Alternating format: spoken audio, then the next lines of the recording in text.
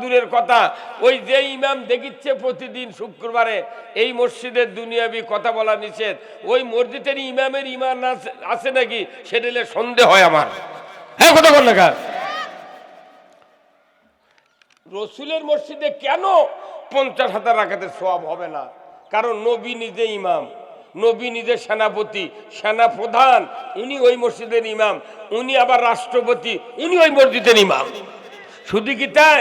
ওই মসজিদের মিম্বর থেকে নামাজ কায়েম করেছেন, যাকাত চালু করছেন, সুদ হারাম করেছেন, চুরি বন্ধ করছেন, পর্দা ফরজ করছেন, লটারি বন্ধ করছেন, দুর্নীতি, ঘুষ, মদ, জুয়া সব বন্ধ করেছেন।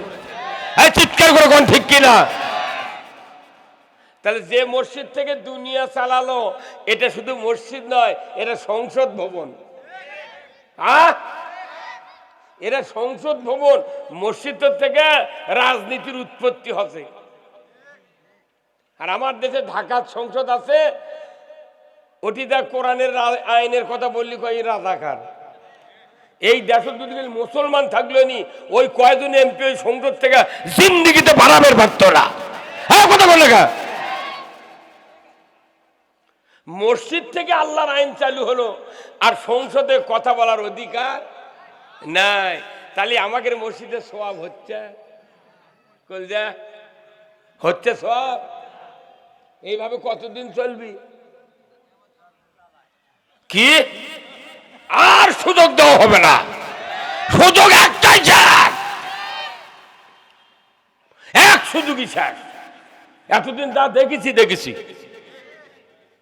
এখন আবার কেউ কেউ মাথা মারিচ্ছে, কোচে রাজনৈতিক দলের পরামর্শ অনুযায়ী, আমাদের পরামর্শ অনুযায়ী দেশ চালান লাগবে। তোকে তো ক্ষমতা দিচ্ছি কয়েকবার, তুই পারিস নি, এখন তোর পরামর্শ নিয়ে দেশ চালান লাগবে। এখন আল্লাহর পরামর্শ নিয়ে দেশ চালান লাগবে। কারা কারা চান আল্লাহর পরামর্শে দেশ চালাবে? লিল্লাহি তাকবীর, নারায়ে তাকবীর, আল কোরআনের আলো।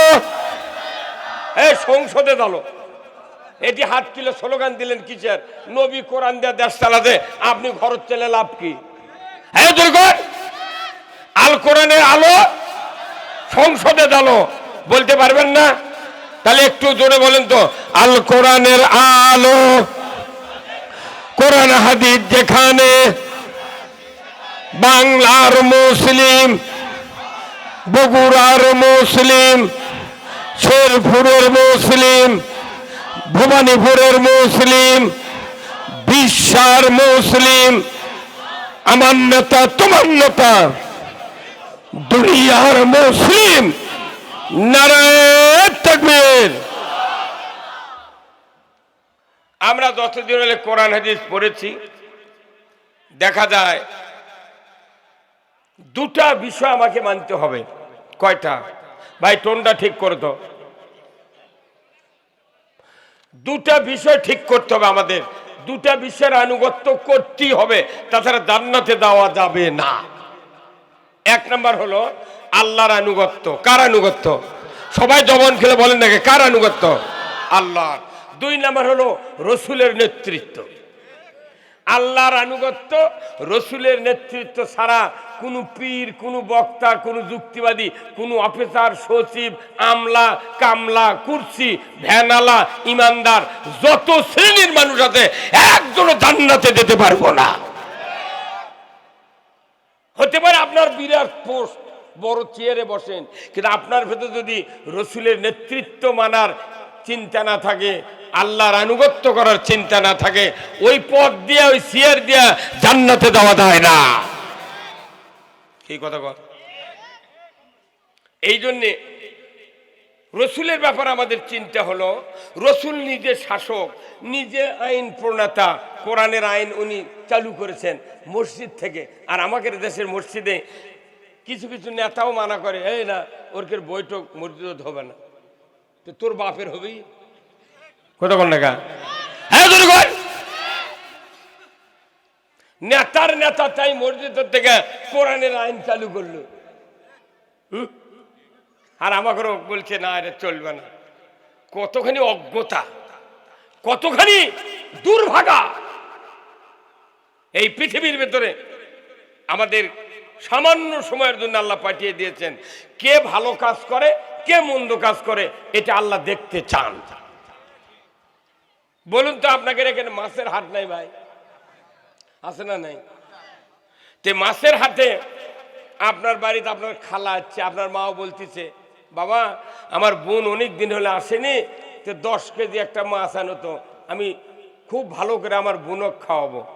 আপনি ওবেন নেন, আনুগত্যশীল ছেলে আপনার মায়ের, আপনি 4-5 হাজার টাকা নিয়ে বাজারত গেছেন, যায়া দেখেন যে হ্যাঁ একটা বড় মাছ আছে। আপনি মাছটার দাম শুনলেন, ভাই কিরকম দাম? বলছে 600 টাকা কেজি। বলার পর মাছটা লড়ে না, পাকাও লড়ায় না, ফুরা লড়ায় না, পরে আছে। তখন আপনি বলবেন, ভাই মাছের না চলটা আলোক করো তো, বলবেন কি না? কি করবেন? চল বোঝেন নে, আলোক করে দেখবে যে চলের নিচে কোনো কানের ফুল থাকে সব, এটার কালার একদম সাদা। এটা দেখার পর আপনি ওর থেকে আর কোনো কথা না করে চলে যাচ্ছেন। তখন মাছালা বলছে, ভাই দাম কে? দাম করলেন কি নিবেন না? আর কথা করছে না।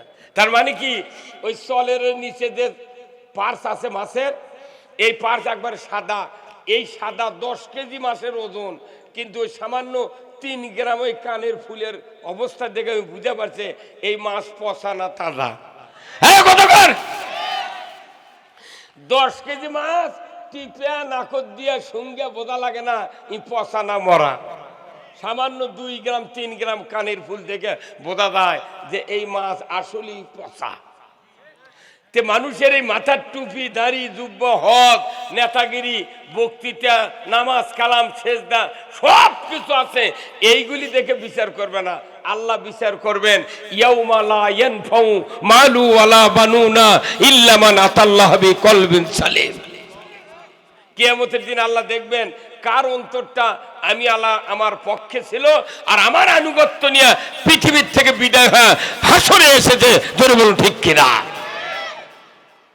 4 মুনে বডি আমাকে, 2.5 মুনে, 1 মুনে 1.5 মুনে বডি, এই বডি কি টিপে টিপে দেখা লাগবে আল্লাহ?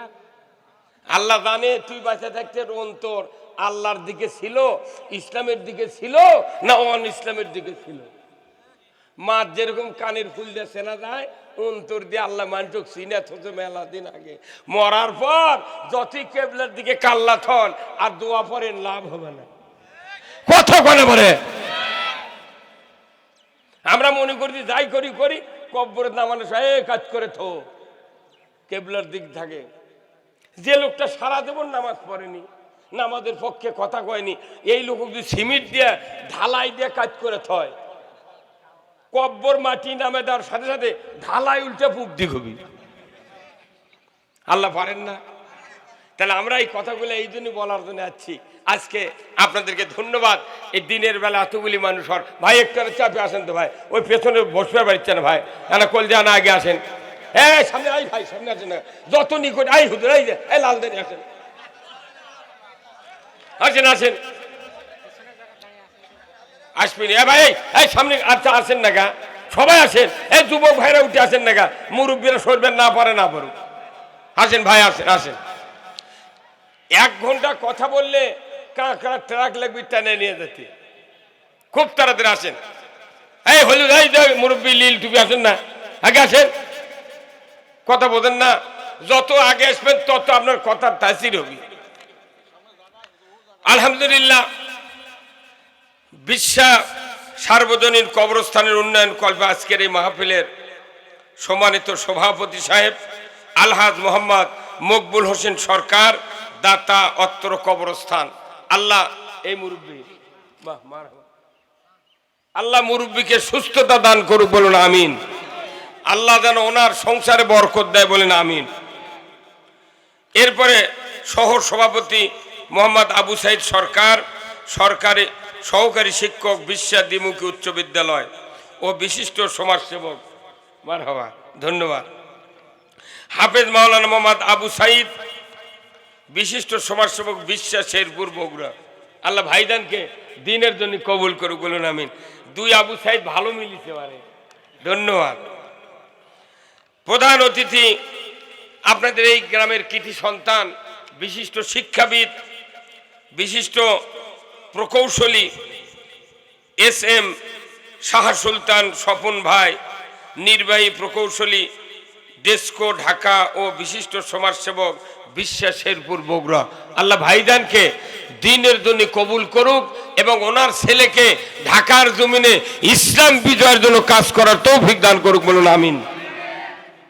প্রধান মেহমান আমার অত্যন্ত কাছের লোক, দীর্ঘদিন হলে আমরা একসাথে আল্লাহর দ্বীনের কাজ করি।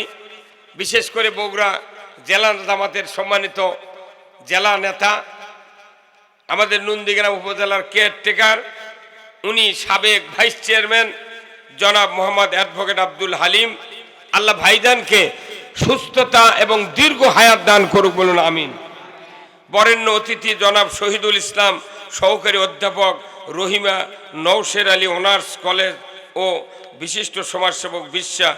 আল্লাহ শহীদুল ইসলাম ভাইকে দ্বীনের জন্য কবুল করুক, বলুন আমিন। আরও উপস্থিত থাকবেন এলাকার সামাজিক, ব্যবসায়িক ও গণ্যমান্য ব্যক্তিবর্গ সহ আজকের সম্মানিত মেহমান বৃন্দ।